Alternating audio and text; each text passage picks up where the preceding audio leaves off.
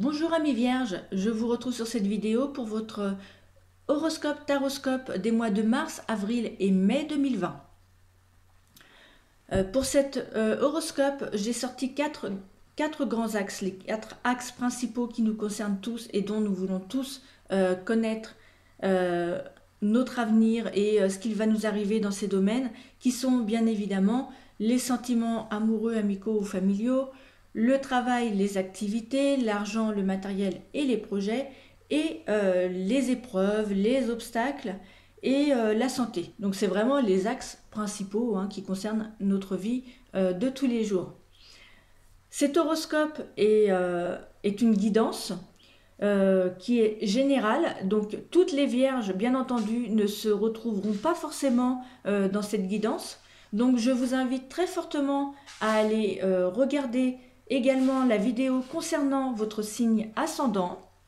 Soit de toute façon, voilà, soit cette guidance vous a parlé et dans votre signe ascendant vous retrouverez des compléments d'informations, soit cette guidance ne vous a pas parlé, auquel cas il se peut que votre signe ascendant soit beaucoup plus influençable que votre signe de naissance, et là vous y retrouverez complètement. Donc n'hésitez pas à aller regarder les vidéos concernant votre ascendant, c'est toujours très intéressant.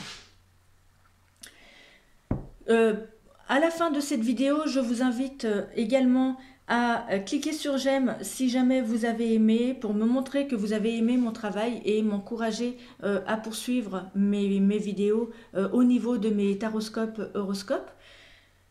Sachez aussi que je fais des formations, donc vous pourrez aussi également les retrouver sur ma chaîne YouTube Monde du Soleil. Abonnez-vous si ce n'est pas déjà fait et cliquez sur la petite cloche qui se trouve sous la vidéo afin de recevoir une notification lorsque les prochaines vidéos seront mises en ligne et notamment lorsque votre ascendant sera mis en ligne.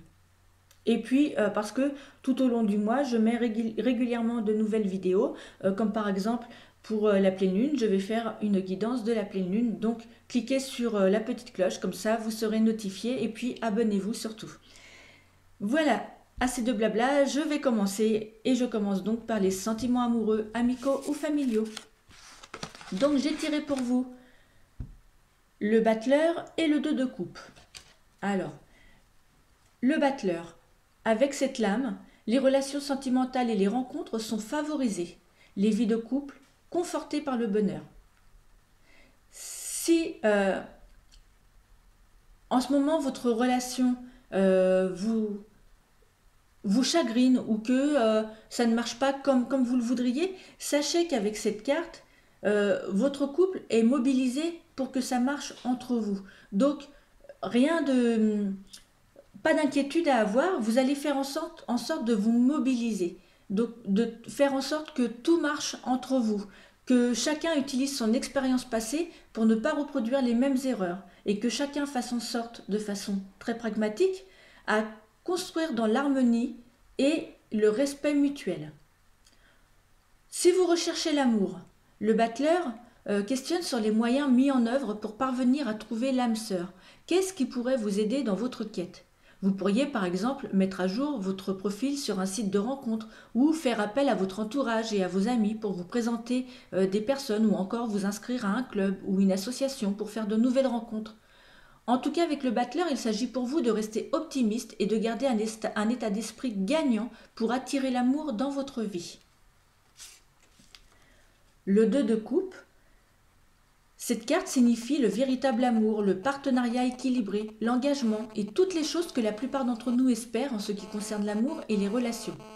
Cela ne signifie pas cependant que vous pouvez simplement faire ou dire n'importe quoi et que votre amour et votre relation seront toujours permanents.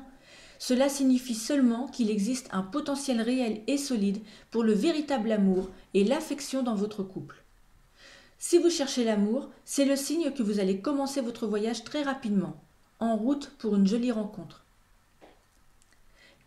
En cela, les deux cartes, le battleur et le 2 de coupe, se rejoignent bien dans leurs interprétations et que vous soyez en couple ou que vous soyez célibataire, elles vous promettent toutes deux de belles relations et de beaux échanges. Concernant le travail et les activités, j'ai sorti pour vous l'étoile et le cavalier de bâton. Alors, avec l'étoile, la vie professionnelle sera favorisée sous son égide. Les rapports avec les collaborateurs, les clients, la hiérarchie seront empreints de respect et d'écoute. Les projets avanceront sans encombre et vous saurez prendre les bonnes décisions, ce qui vous permettra d'évoluer rapidement dans votre carrière. Dans le domaine professionnel, c'est donc une amélioration ou une réussite en vue. Si vous êtes à la recherche d'un emploi, une demande d'emploi débouchera sur un contrat.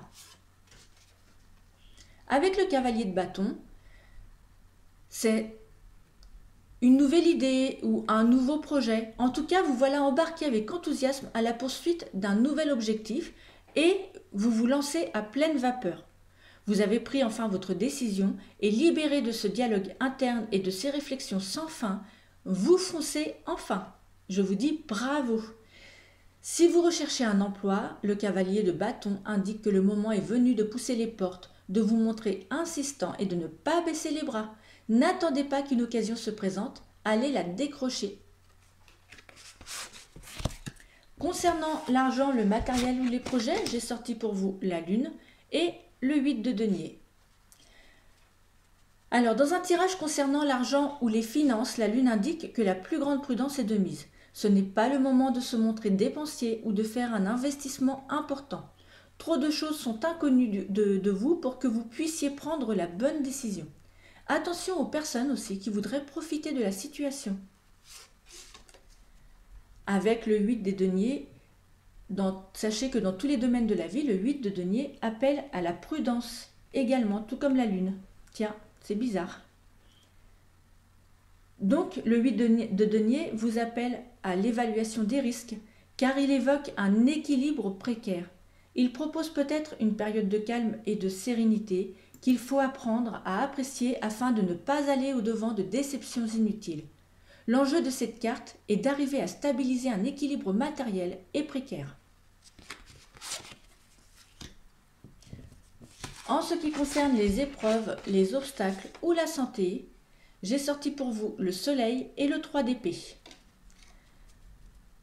Le soleil laisse présager une bonne vitalité, mais dans certains cas, des troubles cardiovasculaires ou des problèmes de tension peuvent intervenir. Attention également aux brûlures. Alors c'est drôle parce que moi je suis justement du signe de la Vierge et en ce moment, donc les influences sont déjà parties, même si on n'est pas encore au mois de mars, mais je n'arrête pas de me brûler sans arrêt, que ce soit avec ma gazinière, avec mon four, avec la cheminée, n'importe quoi, je me brûle tout le temps. Donc vraiment, amis vierges, faites attention aux brûlures parce que je peux vous dire que moi j'en subis déjà les conséquences. Avec le 3 d'épée, quant à lui, eh bien, il nous parle de maladie virale ou de maladie génitale. Donc rien de bien méchant, mais surveillez quand même votre santé car il serait dommage de passer à côté d'une petite infection rapidement soignable si elle est dépistée à temps. Donc voilà, ce serait un petit peu embêtant. Voilà, amis vierges, cette guidance est terminée. Et je vous retrouve pour une prochaine vidéo concernant les natifs de la Balance. À bientôt!